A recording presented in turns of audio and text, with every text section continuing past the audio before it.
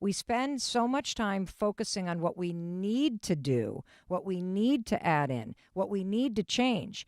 And have you stopped to consider that the best place to make a change is by letting go of things, of projects, of thinking patterns, of relationships that no longer serve you? And the big question is how? How do you know when it's time? And I have got not only a fantastic visual metaphor to help you understand this concept, but I also have a really interesting way to approach this. We're going to talk about the fact that your energy and your intuition is always there to tell you when it's time to let something go because it no longer serves you. So, to get into this topic, I want to introduce the metaphor. And it was the metaphor I had started talking about as we were on that hike together. I mean, here in the United States, anyways, it is autumn.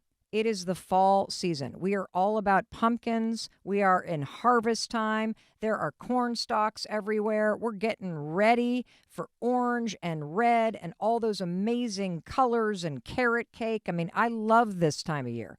And I realize it may not be fall where you are. If you're, part of our global fan base halfway around the world, it's summertime. Don't get hung up on the fact that I'm using fall as a metaphor. I personally believe whenever it is that you are listening to this episode, even if it's 2 years from now, you're listening to this right now because you are meant to hear it right now. Because there is a new season that needs to start in your life, and that's going to require you to let go of things that no longer serve you. And so let's talk about the metaphor of what happens to a tree when the fall season hits. And in researching this for you, because, it's one thing to just kind of tell you a metaphor. It's another thing to really understand it and explain it. This was fascinating. I know we learned about chlorophyll and fall and the life cycle of a tree in elementary school, but I had forgotten most of this stuff. So check this out. The reason why a tree has leaves is because the tree needs energy to survive. It needs energy to grow. And the leaves have a very particular purpose.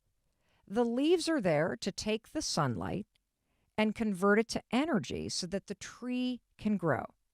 And in exchange, the tree gives a ton of water back to these leaves. I mean, this process of the leaves sprouting and the leaves growing and the leaves taking its surface area and converting the sun into energy so the tree can go from a tiny little acorn to a mighty oak, that is a lot of energy. And there's this reciprocal nature to the relationship that a tree has to its leaves, because the tree has to bring in tons of water in order to fuel this energy exchange. And here's the reason why leaves fall off a tree. In the middle of winter, at least here in the United States, when the ground is frozen and snowpack is on top, there is no water for the tree. And if those leaves with their big flat surface were to stay on that tree through winter, the leaves would kill the tree. It would suck the tree dry of all the water that it needs. An interesting thing about fall is that, we look at the leaves turning, and we look at the leaves dropping gently and falling down to the ground as this beautiful thing that happens. This natural thing that happens. It's so lovely. It's just wonderful. Isn't this delightful? Do you want to know that this is almost like a violent act? That the trees are pushing those leaves off its branches.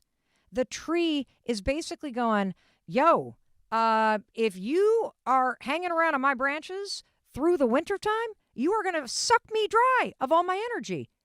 I am going to die if you don't get off my freaking branches. The tree literally pushes them, ejects them, kicks them out of their life. Why? Because there is no reciprocal energy exchange that can happen during the winter. The tree has to conserve its energy to survive. And after the winter season, once those leaves are gone and the tree can conserve its energy instead of giving it all to that leaf while killing itself. I bet you got areas of your life where you're giving all your energy into a relationship or into your work or into some stupid thinking pattern that you've been doing for years that makes you feel bad. You put all your energy in one direction. You get nothing in return. That's what fall is for a tree. The fall season for a tree is thank you very much for spring and summer. You were amazing. This relationship between the leaf and the tree, this was reciprocal. You got energy from me. I got energy from you. Bada bing, bada boom. And then all of a sudden, boom. This is a one-way thing. And if I hold on to these leaves, I'm going to die. I'm going to die. And I'm bringing that metaphor and that visual and that documented point of view that this isn't just some lovely thing where the leaves, change colors and it's so beautiful and now we all drink a pumpkin spice latte. That's not what this is. This is a tree's survival. This is about energy. This is about the fact that in order to grow, in order to be strong, to be the best you got to surround yourself with relationships and work and projects and friendships and habits where there is an equal reciprocal exchange that you give and you get in return. And that's where we're going to start when it comes to how I want you to think about this concept of letting go. We're going to talk about how to identify that moment when there is no longer that energy exchange, that there is something that has become a complete energy suck. And when you realize, whether it's a friendship or a romantic relationship or a job or some habit or a place that you live, when you realize that something has become an energy suck on you, that's when you know it's time to let go. That's when you know, like that tree, that you better kick that thing off your branches because it's hanging on to you or you're holding on to it. And if you keep doing that, what will happen? And you've had this happen in your life where you've held on to things for too long, where you refuse to let things go. And what did it do? It sucked you dry. It sucked you dry of your energy. It sucked you dry of your vitality. It made you feel depleted. Instead of those leaves or that project or that person withering away and falling to the ground so that you could regain your strength, so that you could step into a new season of your life, no, you gave it all to them. You held on for too long. Well, guess what? That's not happening anymore. Because what we're going to talk about when we come back from a short word from our sponsors, which I want you to listen to, because, by the way, our sponsors, they're the reason why I can show up twice a week. There is a reciprocal exchange between us. They literally pay for this show, which is why I'm so enthusiastic about it, so we can put this out there around the world for free. So I want to give an energy exchange back to the amazing sponsors of the Mel Robbins podcast. Take a listen. We're going to be right back, because we're going to now talk about, in detail, what do I mean by reciprocal energy exchange? And where are the major areas in your life where you tend to start to have this be a one-way thing, where you're given all the energy and you're the one that's depleted and dry? All right, I'll be right back. You hang on to my branches. We're not done yet. It's really green right now, which means these trees are holding on to it. Chlorophyll. That chlorophyll is coming through, but in literally a matter of days, the green is going to leave those leaves, yellow, orange, red, brown, purple. It's going to take over, and those leaves will have served their purpose, and they will all of a sudden wither away and fall to the ground. That was Mel Robbins, your friend who has a degree in botany. No, just kidding. I want to touch on one point from what I said on the trail before we get into this energy exchange and how you're going to use your intuition and the fact that you deserve to have an exchange, a reciprocal nature to what you give and what you receive back from it. I want to talk about one thing that I said, which is the leaves served their purpose. When the leaves are green, the leaves are bringing energy to the tree, and the tree is returning energy in the form of water. The reason why the leaves start to change is because the tree starts to pull back. The tree starts pulling back on the amount of water that it is sending to the leaves. The tree is starting to let go. The leaf no longer serves a purpose. And this is an important thing to say because so often we have trouble letting go of friendships, of habits, of jobs, of, for me, where I lived and raised our kids for 26 years. We recently sold our home, and by God, I held on to that for probably 2 years longer than we needed to because I had trouble letting go. But what I want you to focus on is that when something has a purpose in your life, that's an amazing thing. And it's also normal for something to serve a purpose during a specific period of time and to no longer serve a purpose in your life now or in the life you want to create. And so when you honor that a friendship served a purpose, and a really good example of this is, you know how whenever you have a new job or you move an apartment or you move to a city, that all of a sudden the patterns in your life change and your friendships change. And your friendships change because now you're doing different things. So you're bumping into different people. It doesn't mean that you're no longer friends with the people that you used to hang out with at work. But the friends that you had at work served a particular important purpose during that period of your life. There was an equal exchange back and forth. What you gave, you received back. It's why you ate lunch with the same people every day. You enjoyed them and they enjoyed you. But now that you live somewhere else, putting a ton of energy back into that relationship when you're not going to get the same back, it doesn't serve the same purpose. And that's why when you let go of friendships, you also need to let go of the judgment on yourself, like there's something wrong with me, and am I doing something wrong, and do I have any friends? Of course you have friends. The patterns of your life have changed. You're putting energy somewhere else because you're getting energy from somewhere else. This is the natural cycle of life. It's the natural cycle of relationships. And I find that when you really honor the things that you need to let go of, whether it's a job you no longer like, or a house you no longer want to live in, or a friendship you don't see very often, or maybe it's some habit. Maybe it's some habit that you used to have. So when you say something serves a purpose, you actually honor. You honor the energy it used to give you. You honor the fact that you put something into it. And you also honor the fact that not everything is going to be in your life forever. And that's what allows you to let go. You start to let go when you realize that holding on to things is holding you back. And in particular, holding on to the guilt and the judgment that you layer onto yourself that you should, but I feel guilty, but this, but that. That is definitely holding you back from creating a new life and from creating space for something new to happen. And see, that's one of the reasons why you have to learn how to let go. Because when you continue to pour your energy into things that no longer give you energy back, it's going to kill you. It's going to kill your happiness. It's going to kill your vitality.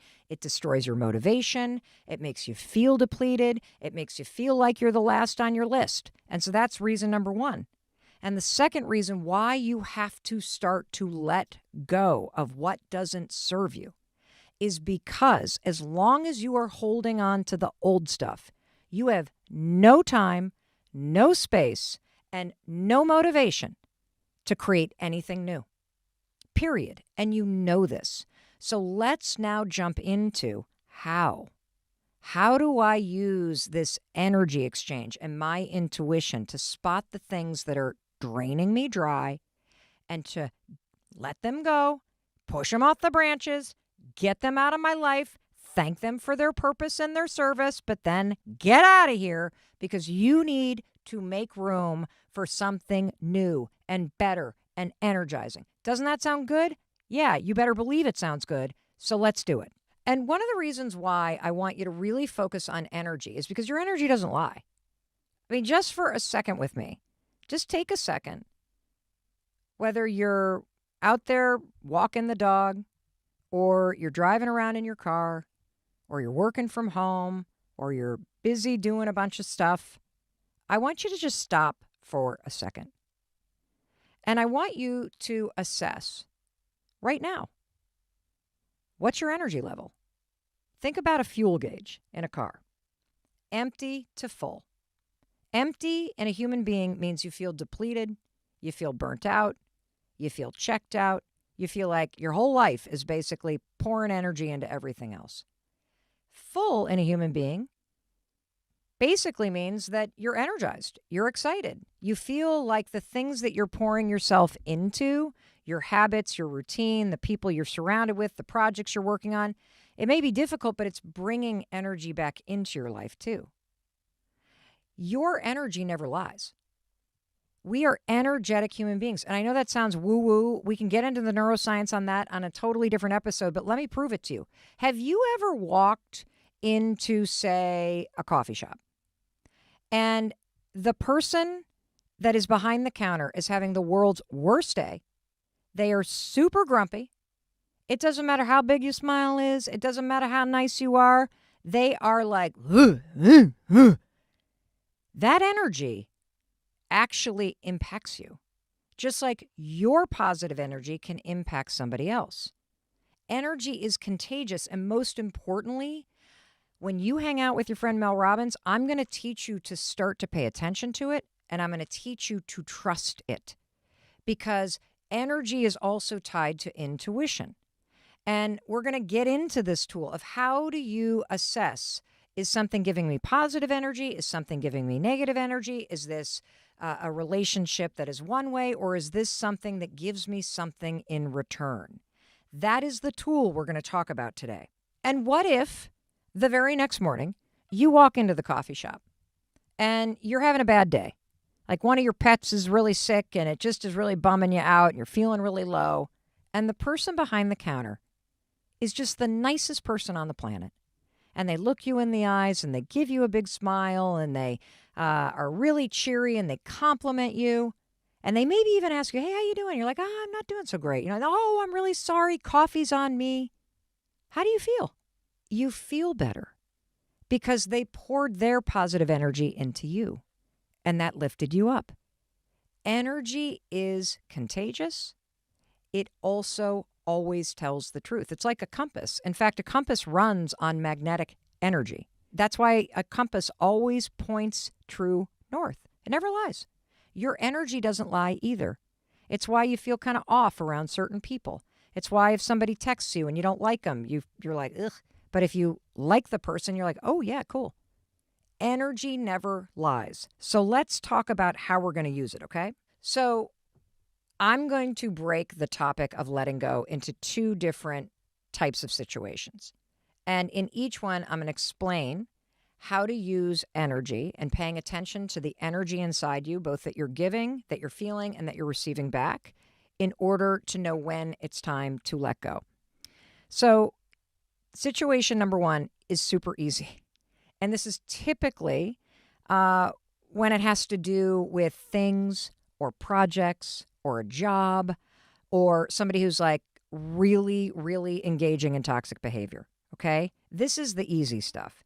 This is when you have a flood of negativity around something. And I'm going to give you a bunch of examples of this, okay? So we all have a pair of pants that we're holding on to from high school or before we were pregnant or whenever that we can't freaking fit into.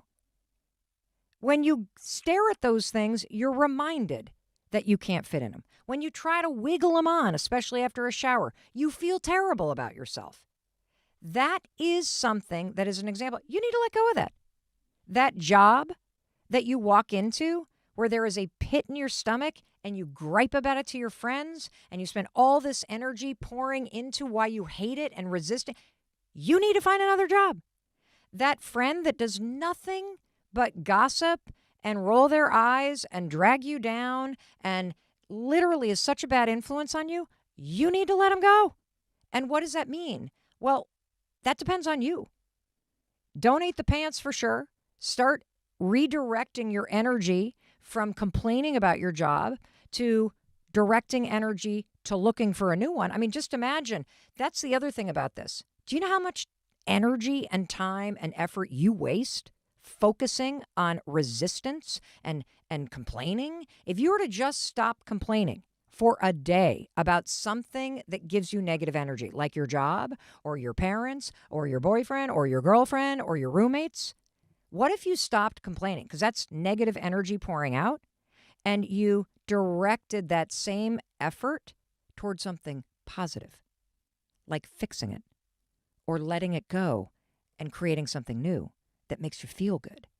Like, I relate to that because I think I've spent a lot of my life pouring negative energy at things that I didn't really like, instead of realizing I needed to complete this. I needed to let this go.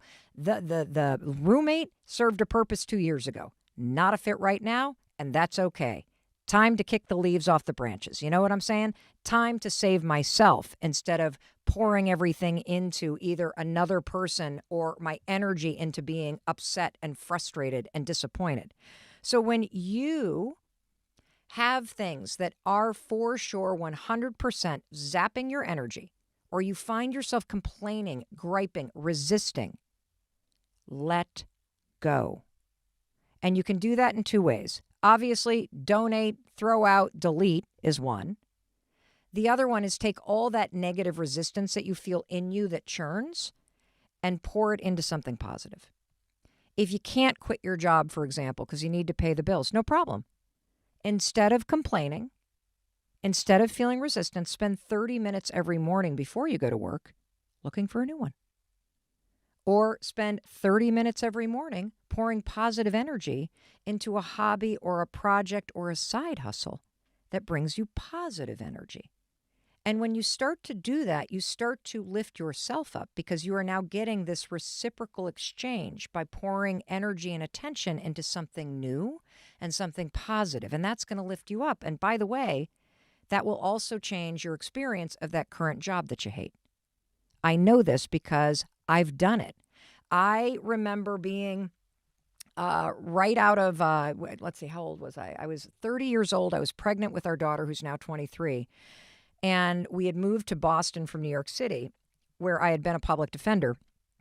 And I loved that job working for legal aid. And so we moved to Boston. I do not have a license to practice in Massachusetts, so I could not work for the public defender's office. I have to take the bar, but I've got bills to pay. So I get a job in this huge law firm. And working in a law firm is the exact opposite of being a public defender. When I worked in New York City for legal aid, I was in court 5 days a week from 8 o'clock in the morning till 5 o'clock in the afternoon. That was my job. I was on my feet. I was, negotiating plea deals. I was talking to witnesses and police officers and judges and going to clients, going to Rikers, all of it. When you get a job in a large law firm, you literally go into a high rise and sit in an office and write all day. It was the exact opposite of what I am wired to do. I knew the moment I got that job that I was going to hate it. And for a year, I would get on the commuter rail and I would commute in for 45 minutes, and then I would get off the commuter rail and I would clomp over to the building, and then I would get in the elevator, and then I would take the elevator up to the 23rd floor, and then I'd clomp. I'd go into my office and shut the door. And from the moment I woke up every morning, I felt depleted.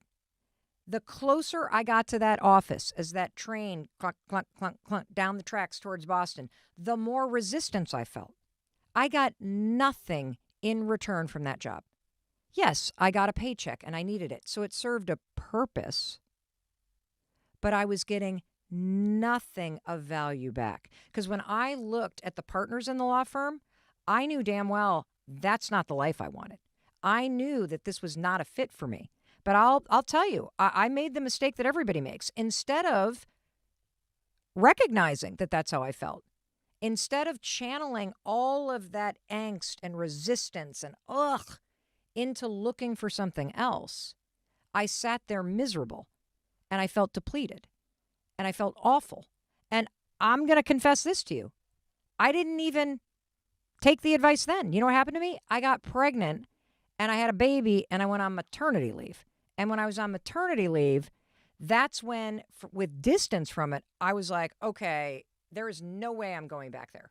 No way. Now that I have escaped, there is no way I'm going back. And we've all had exes like that, right? Where you're like in it for so long, you finally let it go and break off. And they're like, what the hell was I thinking? Now that I'm on the other side and I'm away from that like energy suck, I don't want to go back to the like energy sucker vampire thing. What the hell? But when you're in it, that negativity vortex can keep you spinning and stuck. You convince yourself, but I need the money, but I can't do this, but and then you're so depleted from your complaining and the outpouring of energy and the wrong thing that you're just stuck. That was me.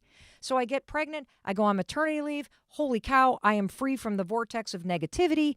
I've been let go, but now I got to go back. And so my husband, Chris, says to me, look, I know you don't want to go back, but here's the problem, Mel. We have a mortgage and we have a baby. And you will go crazy being home. And so here's the thing. You need to find a job. Your maternity leave ends in exactly 3 months. So that means you have 12 weeks to find a job. And you have to make $60,000 a year. That's it. And you know what's interesting? If you give a human being a problem to solve, we get pretty creative. And I'll tell you what, the night before my maternity leave, I not only landed a job, it wasn't for 60 grand, it was for 55, but that was enough.